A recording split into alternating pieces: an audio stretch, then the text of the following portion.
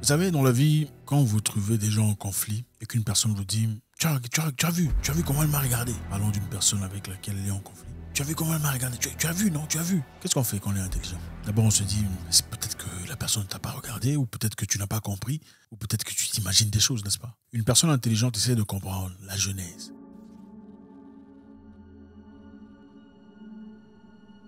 Comment en êtes-vous arrivé là? Ok? Elle t'a peut-être regardé comme tu le dis, moi j'ai pas vraiment vu, ou quelqu'un a vu, mais comment en êtes-vous arrivé là? Avant que tu ne commences à dire qu'ils sont méchants, ou qu'elles sont méchantes, elles sont jalouses de moi, d'ailleurs elles ont essayé de m'empoisonner. Il faut essayer de comprendre comment on en est arrivé là, n'est-ce pas? C'est la même chose avec les guerres qu'on voit aujourd'hui ou avant, quand on vous dit voilà ce qu'on a fait ça, c'était méchant envers la population. Il faudrait intelligemment essayer de comprendre comment est-ce qu'on en est arrivé là? Comment ça se fait qu'on est là? Comment ça se fait que la Russie est en Ukraine? Il y a beaucoup de gens qui souffrent par rapport à ça, beaucoup d'innocents, beaucoup de vies perdues, qui n'ont absolument rien à voir avec ce qui se passe. Parce que beaucoup de ces histoires sont en réalité politiques. Et comme vous le savez très bien, en tout cas pour beaucoup parmi nous, ce qui est politique ne reflète pas nécessairement la vie ou l'intention du peuple. Comment est-ce que l'Ukraine est en guerre? Est-ce que l'Ukraine est vraiment en guerre contre la Russie? Si la Russie est en guerre contre l'Ukraine, comment ça se fait que l'Europe est impliquée à travers les États-Unis? Ou les États-Unis à travers l'Europe peut-être? Comment ça se fait que l'Allemagne envoie des fusils, l'Angleterre envoie, les États-Unis envoient des chars de combat et des avions? Comment ça se fait que tout le monde participe dans cette guerre qui est censée être une guerre de l'Ukraine contre la Russie? C'est ce qu'on nous a dit, n'est-ce pas? On va essayer de rentrer dans l'histoire pour essayer de comprendre comment est-ce qu'on en est arrivé là. Je placerai ici quelques éléments. Ça ne sera pas l'intégralité de l'histoire parce qu'on ne pourra malheureusement pas le faire dans une vidéo de 20 minutes, 15 minutes, condensée, ce n'est pas possible. Mais on va ajouter quelques éléments intéressants qui peuvent nous donner une idée claire sur comment est-ce qu'on en est arrivé là. En 1945, on crée, après la guerre mondiale, l'Union des Nations, ou les Nations Unies. Les Nations Unies étaient créées dans le but de ramener tout le monde en même temps, c'est-à-dire d'unir les peuples, d'unir les nations, pour pas qu'un événement aussi horrible, aussi atroce, tel que la guerre mondiale, la deuxième, qui a été impulsée par l'Allemagne à l'époque, ne se répète. C'était une très bonne idée, n'est-ce pas? Une très bonne idée qui unirait tout le monde, hein? Une idée qui solidifierait l'union, la fraternité des nations. Très bonne idée. Mais pendant ce temps, en 1948, on crée ce qu'on appelle le NATO, l'OTAN en français. L'OTAN qui unissait quelques pays bien spécifiques, quelques pays occidentaux, prétendument dans le but de protéger, de préserver sur le plan militaire ces pays contre les agresseurs externes. Logiquement parlant, on crée l'Union des Nations ou les Nations Unies dans le but de réunir tout le monde. Et puis bon, en attendant, on crée l'OTAN quelques années plus tard pour protéger un groupe de pays parmi les Nations Unies. Donc si on réunit les enfants, réunissant les enfants, j'ai 7 enfants, tous les enfants s'unissent, et puis soudain j'appelle 2 ou 3 enfants à côté, je dis bon écoutez, il faut être très solidaire entre vous, au cas où quelqu'un d'autre vous attaque, ça ne marcherait pas. Vous ne pensez pas qu'il y a quelque chose qui ne va pas là, déjà quelque part? Vous avez 7 enfants que vous unissez, bon, arrêtez de faire la guerre. Et puis après, vous appelez 3 enfants à côté, vous dites, vous voyez, vous 3, si vous avez des difficultés, il faut vous entraider. Si quelqu'un attaque, Gilbert, toi, Manuel, il faut toujours réagir. Vous ne pensez pas que ça détruit l'objectif même de l'unisson, de l'idée que vous avez créée au nom de Nations Unies. L'idée des Nations Unies était impulsée dans un objectif bien précis. Il y avait les États-Unis à gauche ou à l'ouest et l'URSS à l'est. L'URSS est une force foudroyante à l'époque de beaucoup de nations unies en force, en unissant. Il fallait évidemment s'inquiéter de ses capacités et de ses potentiels à venir, imaginaires, en tout cas jusque-là, parce que rien ne s'était passé. L'URSS, il faut dire, a joué un rôle très important dans la libération des nations contre Hitler à l'époque. On n'en parle pas beaucoup, mais voilà, on parle seulement de quand est-ce que les Américains et les Anglais sont venus. L'URSS a libéré l'Allemagne, ça on n'en parle pas beaucoup. Ils ont joué un rôle très important à chasser Hitler du pouvoir et à renverser la vapeur. Ils ont perdu beaucoup d'hommes dans cette guerre. Pendant ce temps, il s'est créé ce qu'on appelle la guerre froide. C'est-à-dire, il y avait une incohérence, difficulté entre l'Ouest et l'Est. C'est-à-dire, bon, voilà, on a créé l'Union des Nations et puis ensuite on a créé l'OTAN qui ne comporte que quelques pays. L'OTAN se lève contre qui? Clairement contre l'URSS. C'est dans le but, on a créé une frayeur. C'est un peu créer une peur froide pour rien, d'accord? On va créer une peur, comme ça on va unir les gens contre cette peur. Cette peur se base sur quoi? Au cas où quelqu'un vous attaque, c'est quelqu'un là, c'est qui? Si, attendez, c'est quelqu'un là, c'est qui? Manifestement, on imagine que l'URSS serait cette personne qui se lèverait contre vous, au cas où l'URSS s'attaquerait à vous.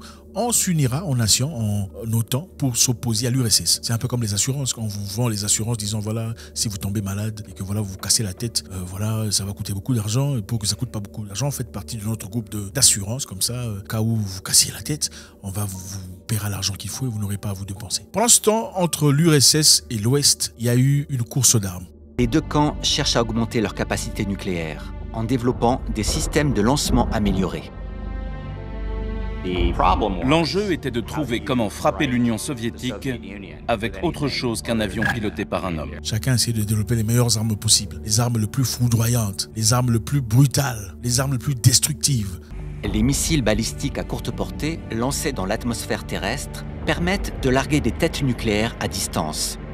C'est-à-dire autour des bombes atomiques et des armes qui allaient à des vitesses incroyables, Mach 3 à Mach 23. Mach 23, on parle ici de 23 000 km/h. Vous comprenez ce que c'est 100 km/h, n'est-ce pas, dans votre voiture? 23 000 km/h. C'était dans cette atmosphère que baignaient l'Ouest et l'Est, dans une course frénétique d'armes. Pourquoi créer les armes? Pour tuer les humains, n'est-ce pas? C'était bien ça. En 1972, le président Richard Nixon et Leonid Brezhnev, qui est secrétaire général à l'époque de l'Union soviétique, se mettent ensemble autour d'une table pour discuter. Écoutez, mon cher ami, je pense qu'on est en train de se battre pour rien là. On va signer un traité, on va signer un papier disant on va arrêter cette course d'armes.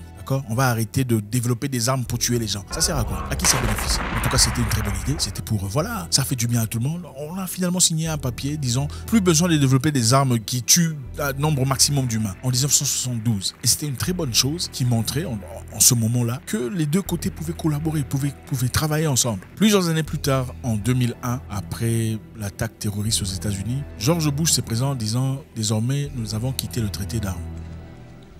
Today, I have given formal notice to Russia, in accordance with the treaty, that the United States of America is withdrawing from this almost 30-year-old treaty. Que les États-Unis ne feront plus partie de ces traités d'armes ABM. Nous ne sommes plus là-dedans. Donc le problème là, ça ne nous regarde plus. Nous, on va commencer à développer les armes à destruction massive qui voyagent de 1000 km à 10 000 km à des vitesses astronomiques. Donc l'URSS à l'époque a signé le papier disant on n'a plus besoin de développer ces histoires. Mais voilà, monsieur George Bush dit les États-Unis ne feront plus partie de cette histoire. Donc fini, faites votre histoire tout seul. Qu'est-ce que ça dit? Quand vous faites ça, ça fait. Quand vous signez, bon, désormais, nous sommes ennemis, mais au cas où on se battait, on ne se fera pas des coups dans des lieux sensibles. Et puis l'adversaire dit, bon, moi en tout cas, les histoires des lieux sensibles, là, ça me regarde. Ou vous dites, désormais, si on se bat, si nos enfants se battent, qu'ils se battent avec des coups, pas avec des couteaux. Mais l'un dit, bon, moi, les histoires des couteaux, là, ça me regarde pas. Qu'est-ce que vous vous dites? Dans la tête, vous vous dites certainement, bon, ok, dans ce cas, tous les coups sont permis, que chacun se débrouille, que chacun trouve un moyen de se préserver, de se protéger. C'est voilà comme ça, l'URSS, la Russie à l'époque, déjà en 2001, a commencé à redévelopper ses capacités de destruction massive, les missiles hypersoniques, les missiles de vitesse incroyable. Rentrons encore dans le passé, c'est-à-dire en 1990, pendant que l'Allemagne était encore séparée. Pour ceux qui savent, il y avait l'Allemagne de l'Ouest et l'Allemagne de l'Est. L'Allemagne de l'Est était gérée par les Soviets, l'Allemagne de l'Ouest était gérée par, vous savez, l'Europe, tout le reste. C'est-à-dire l'Allemagne de l'Ouest bénéficiait des avantages de l'Europe, la démocratie de l'Europe, le système monétaire, le système économique de l'Europe. Donc l'Allemagne de l'Est n'en bénéficiait pas. C'était plus conforme à l'idéologie de l'Est. Alors, les États-Unis demandent à l'URSS, permettez à ce que l'Allemagne soit unie en un pays et que l'Allemagne fasse partie de l'Europe, fasse partie de l'OTAN. Et on vous promet, à travers cela, qu'on ne bougera pas l'OTAN en 1 centimètre à l'ouest. Le secrétaire général James Baker des États-Unis dit et certifie que permettez à ce que l'Allemagne soit unie et que l'Allemagne fasse partie de l'OTAN. On ne bougera pas l'OTAN en 1 seul centimètre à l'est. Donc si on permet que l'Allemagne fasse partie dans son entièreté de l'OTAN, nous ne bougerons pas l'OTAN en 1 seul centimètre à l'est. C'était ça la promesse qu'a fait le secrétaire général James Baker.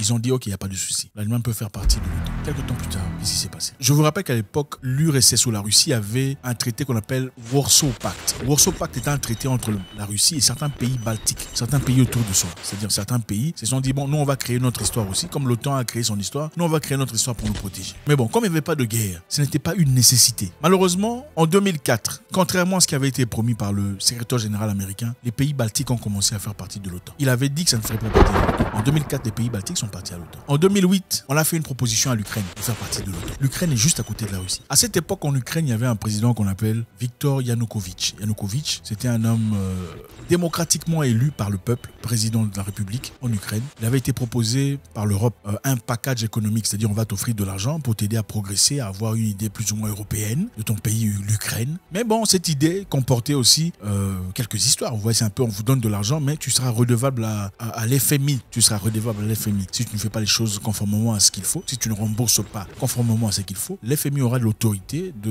sur ton pays et tout le reste. Il a refusé. Entre-temps, la Russie lui offrait 15 milliards de dollars aussi en package d'aide.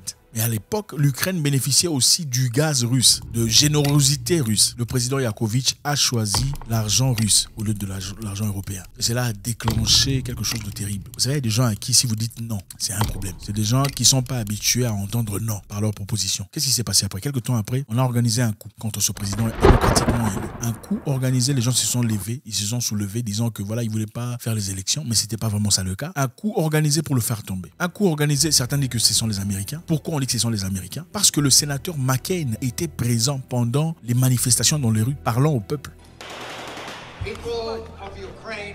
Imaginez-vous un peu, vous êtes dans un pays indépendant et un sénateur venant d'un pays étranger vient dans votre pays indépendant où le peuple se soulève contre le peuple. Un sénateur, pas l'ambassadeur, un sénateur vient dans votre pays pour parler au peuple, disant ne vous en faites pas, vous allez progresser. Et parmi eux, ils offrent de la nourriture à toutes ces personnes qui étaient dans les rues. C'est quoi? Est-ce qu'on peut dire que c'était un coup organisé ou pas? Quelque temps après, le président Yakovitch est parti en exil en Russie. C'était une personne qui avait la mentalité russe. On sait que la mentalité est différente. La mentalité en Europe, la mentalité à l'Est est complètement différente. En Europe, il y a tout ce que vous connaissez là, voilà, l'émancipation et tout ça. Papa, maman. De l'autre côté, il n'y en a pas. Il ne peut pas y avoir fusion. C'est-à-dire quand on te donne de l'argent, un package européen, c'est-à-dire qu'il faut aussi représenter les mentalités et aussi cette, européenne. Sinon, pourquoi on te donnerait un package économique? Pendant qu'il y avait ce désordre organisé en Ukraine, imaginez-vous ce que pensaient les Russes. On a dit, bon, revenons un peu en arrière. En 90, vous avez dit, laissez-nous prendre l'entièreté de l'Allemagne. Que l'Allemagne fasse partie de l'OTAN. Et voilà, il n'y aura pas un seul centimètre de gagné à l'Est. Ça, c'est une promesse. Bon, promesse, c'est pourquoi il faut faire très attention aux promesses. Hein? C'est une promesse. Quelque temps après, les pays baltiques s'en vont. Quelque temps après, vous prenez l'Ukraine. On renverse un président démocratiquement élu. Et il y a le désordre total, l'anarchisme. Vous étant un pays voisin, qu'est-ce que vous pensez? Ça a commencé là-bas. C'est arrivé à notre porte. Il faudra réagir d'une certaine façon, n'est-ce pas? Pour entrer en arrière dans une vision différente. En 1962, pendant que les États-Unis n'étaient pas en accord avec Cuba. Cuba et les États-Unis ne s'entendent pas. Vous savez, depuis la nuit des temps, parce que les Cubains veulent vivre leur vie selon les Cubains. Pendant ce temps, le Cuba et la Russie, ou l'URSS à l'époque, étaient en communication et en cohérence. L'URSS a demandé d'envoyer des armes de long trajet capables d'atteindre les États-Unis en quelques minutes. Qu'est-ce qui s'est passé? Il y a eu barricades et des bateaux. Pendant 2 semaines, les Américains ont bloqué les bateaux russes. Pourquoi? Parce que vous ne pouvez pas placer vos histoires chez nous. Mais pendant ce temps, les États-Unis ont tout ce qu'il y a comme base militaire en Europe. Il y a des bases militaires en Turquie, il y a des bases militaires ayant des capacités nucléaires juste à la porte de la Russie. Pourquoi ce principe n'est pas applicable de l'autre côté? Vous savez ce qu'on appelle la Monroe Doctrine. La Monroe Doctrine est née en 1812, pendant que les États-Unis étaient en guerre avec l'Angleterre. Pour ceux qui savent, il y a eu guerre. Il fallait avoir eu ça. Le monde a toujours été sujet de domination. Pendant un moment de la vie, l'Angleterre a dominé sur les États-Unis. Les Américains se sont réveillés et ont combattu l'Angleterre. C'est comme ça qu'ils sont devenus libres. On a créé ce qu'on appelle la Monroe Doctrine. La Monroe Doctrine était basée sur le fait que les Américains voulaient avoir leur espace de domination, où on ne pouvait pas autoriser aux Européens de régner ou de prendre contrôle. C'est-à-dire l'Amérique latine était désormais sous l'emprise des États-Unis, sans vraiment le dire. La Monroe Doctrine a été érigée par John Quincy Adams pour le président James Monroe. C'est-à-dire que ça donne les États-Unis l'autorité sur tous les pays de l'Amérique latine. Et cela peut-être justifie la raison pour laquelle on a intervenu à plusieurs reprises dans beaucoup de pays de l'Amérique latine, changer des coups, changer des présidents, tout ça. C'est leur concept à eux. Donc ça, c'est notre zone de confort. Personne ne peut venir ici. Pas l'Angleterre, pas la France, pas l'Espagne, pas le Portugal. Si on a un concept comme ça, pourquoi ce concept ne peut pas être appliqué chez les autres? Si chez nous, on dit, bon, on ne peut pas autoriser les histoires venant de la Russie à entrer au Cuba, parce que la Cuba fait partie de la Monroe Doctrine. Pourquoi ce n'est pas applicable chez les Russes? Bon, on se pose la question, on veut juste comprendre pourquoi ce n'est pas applicable. Pourquoi est-ce que l'Ukraine a le droit de faire partie de l'OTAN, mais Cuba n'avait pas le droit de recevoir des éléments venant de la Russie? Pour comprendre un combat, pour comprendre une histoire, il ne faut pas se lancer directement en disant, désormais on a envoyé des armes, tout ça, c'est contre la démocratie. Non, il faut comprendre comment est-ce que ça a commencé. Comment est-ce qu'on en est arrivé là? Aujourd'hui, le monde subit les répercussions de beaucoup de gens. En réalité, pourquoi on a accepté d'éradiquer ces traités contre les armes? Parce que voilà, c'était bien, non? Qui pense que c'était bien? En 1972, plus de production d'armes massives, tout ça. Parce que voilà, c'est bien pour l'humanité. En 2001, on annule ça. Pourquoi on a annulé ça? Parce qu'il y a des gens qui bénéficient. Qui bénéficient? Où va l'argent? Les entreprises privées. Les entreprises privées ne peuvent pas accepter un traité comme celui-là, n'est-ce pas? Il faut faire de l'argent, il faut vendre des armes. Pour vendre des armes, évidemment, il faut vendre de la peur. Il faut avoir peur de telle personne, aux peurs qu'on vous détruise. Voilà les armes qu'on a données. Ça coûte beaucoup d'argent. Aujourd'hui, nous vivons dans la peur. Cette peur est créée par quoi? Je pense qu'il est important, encore une fois, de rentrer en arrière, de comprendre l'histoire. Le mensonge, les faux promesses, la trahison sont des choses récurrentes qu'on ne peut pas négliger. On ne peut pas non plus prétendre avoir une paix s'il n'y a pas de respect. Le monde a besoin de paix, de sérénité. Et malheureusement, tout ceci est bougé et managé par le profit, l'amour démesuré d'argent. et d'accumulation de biens. Qui a raison? Qui a tort? À vous de juger.